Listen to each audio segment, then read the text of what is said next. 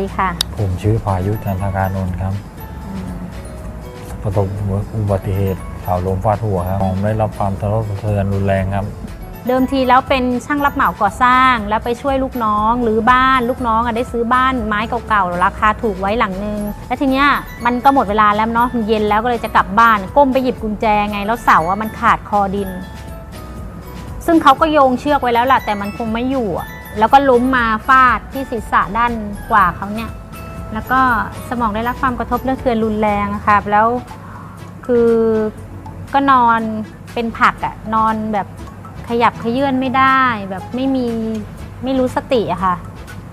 เป็นอยู่ประมาณอยู่ห้อง ICU ประมาณ25วันค่ะแล้วก็รักษาตัวข้างนอกอีก25วันนอนโรงพยาบาลประมาณเดือนกว่าแล้วก็กลับมารักษาตัวอยู่บ้านแล้วหมอบอกว่าจะหายไม่ค่ะหมอบอกว่าในกรณีแฟนหนูเนี่ยมันเสียหายถึงแกนสมองข้างในแกนสมองได้รับความกระทบกระเทือนเยอะแกนสมองมีเลือดออกอาจจะต้องเป็นเจ้าชายนิทราตลอดทำได้แค่ว่าอาจจะมีแบบว่าลืมตาอย่างเงี้ยแต่ไม่สามารถที่จะแบบจะลุกเดินได้อะไรแบบนี้เขาบอกแบบนั้นนะหมอค่ะมีเจาะคอเพิ่มต้องให้อาหารทางสายยางกลับมาบ้านก็ยังไม่รู้สติยังไม่ได้สติอะไรอะค่ะพออยู่มาได้ประมาณ3เดือนได้เจอกับเอโดซีนค่ะได้เจอเพจเอโดซีนได้รู้จักจากพี่จุ๋มทิติมาแนะนำให้ทานก็เลยลองเปิดใจให้คนป่วยทานดูด้วยการหยดใส่แก้วแล้วก็ไปเทใส่สลิงใส่สายอาหารนะคะให้ทานไปขวดแรกก็รู้สึกว่า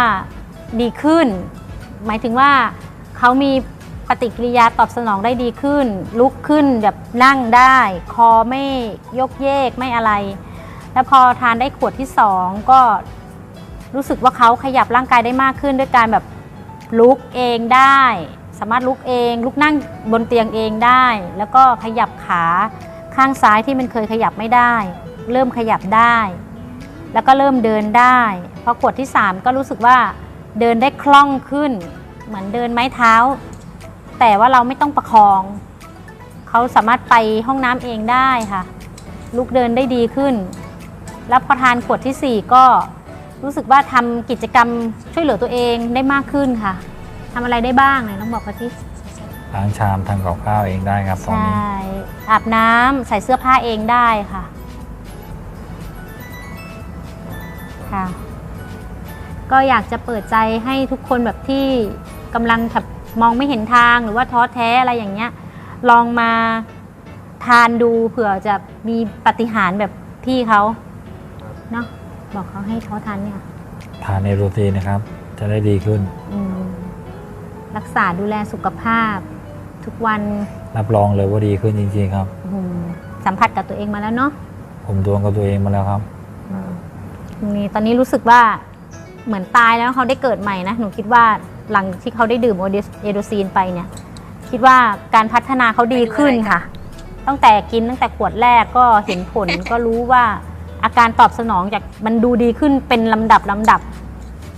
ในการแพทย์ที่ไปหาหมอตรวจซ้ำต่างๆเขาก็บอกว่ามันเป็นการพัฒนาที่เร็วมากกว่าเคสที่ควรจะเป็นแบบนี้เชื่อมั่นว่าเป็นเพราะเด็กใช่เชื่อมั่นค่ะเพราะว่าเราก็ไม่ได้ทานยาหมออื่น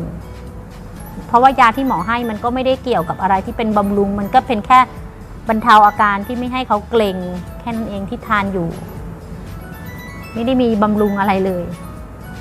ก็เลยมั่นใจว่าหลังจากที่ทานเอโดซีนไปทำให้แบบว่าเขามีพัฒนาการที่ดูดีขึ้นแข็งแรงขึ้นเรื่อย